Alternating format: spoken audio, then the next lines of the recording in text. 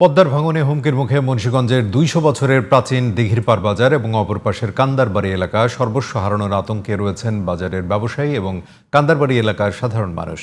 নদী তীর রক্ষায় আগেই উদ্যোগ নেওয়া হলে এমন ক্ষয়ক্ষতি এড়ানো সম্ভব হতো বলে দাবি স্থানীয়দের। মুন্সিগঞ্জ প্রতিনিধি শহীদী হাসান তৈরির রিপোর্ট, জানাচ্ছেন জামান আশরাফ। ঘূর্ণায়মান তীব্র স্রোত জানান দিচ্ছে কতটা আগ্রাসী হয়ে উঠেছে প্রমত্তা পদ্মা।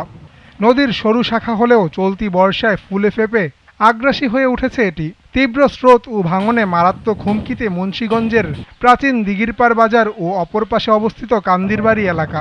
গেল কয়েকদিনের ভাঙনে নদীতে বিলীন হয়েছে বাজারের 10টি দোকান। শুকনো মৌসুমে নদী তীর রক্ষায় উদ্যোগ নেওয়া হলে ক্ষতি রোধ করা যেত বলছেন ক্ষতিগ্রস্তরা।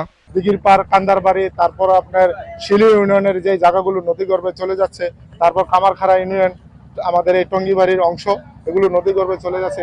আমরা তো চলতারি না, রাস্তার মাঝে বয়ে রয়েছি, আমরা সবকিছু নদী যদি বান্ধা দিত তাহলে তারই হইতো না।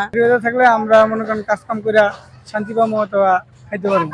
পানি উন্নয়ন বোর্ড কর্মকর্তা শেখ এনামুল হক জানিয়েছেন, লৌহজং থেকে টঙ্গিবাড়ি পর্যন্ত পদ্মার বাম তীর রক্ষায় স্থায়ী বাঁধ নির্মাণের কাজ চলমান রয়েছে। কাজ এখন চলছে এবং ইনশাল্লাহ এই ভাঙন আমরা রোধ করব এবং আমাদের নির্ধারিত সময় যে আছে সময়ের মধ্যে আমরা প্রকল্পটি শেষ করতে পারবো বলে আশাবাদ ব্যক্ত করছি। ভাঙন ঠেকাতে বালু ভর্তি জিও ব্যাগ ফেলা হচ্ছে বলে জানিয়েছেন টঙ্গিবাড়ি উপজেলা নির্বাহী কর্মকর্তা। হুট করে ভাঙন শুরু হয়, এখানে পানুনের বোর্ড সঙ্গে সঙ্গে জিও ব্লক এবং ব্লক ফালিয়ে এটা ভাঙন রোধ করার চেষ্টা করে থাকে।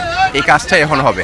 দ্রুত বাঁধ নির্মাণ করে পদ্মার তীর রক্ষা করা হবে বলে প্রত্যাশা পদ্মা তীরবর্তী মানুষের।